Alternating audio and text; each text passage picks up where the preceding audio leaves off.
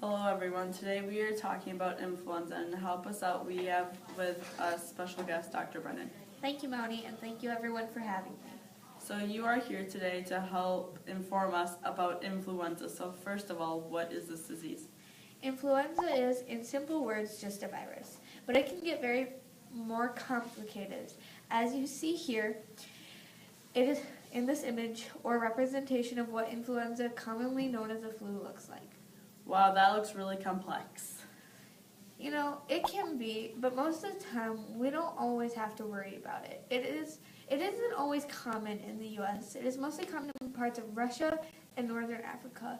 See, the darker parts, like the orange or the red, is where it is most common.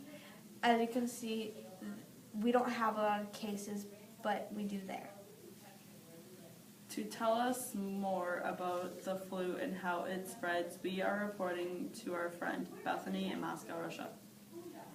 Hi everyone, welcome to Russia, where the flu is very common. Today I'm going to tell you about influenza and how it spreads. So the flu, it can actually spread very easily. Sometimes all it takes is a touch.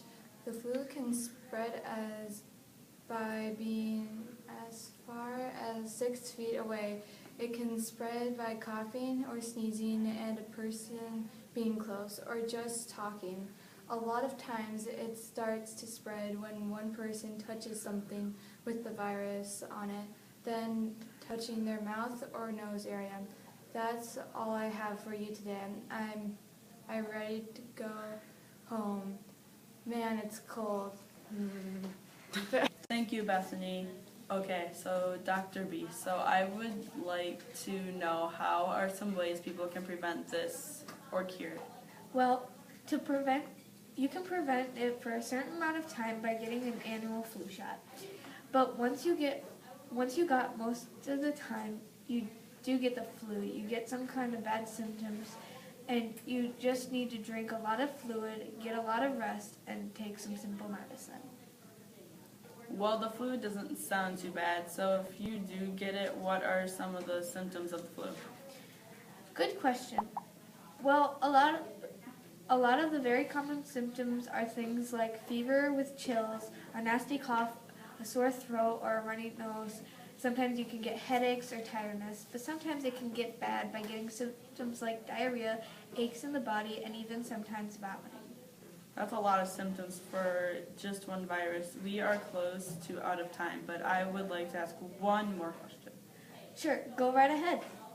Thank you. So has there been a large outbreak of the flu before on the massive size?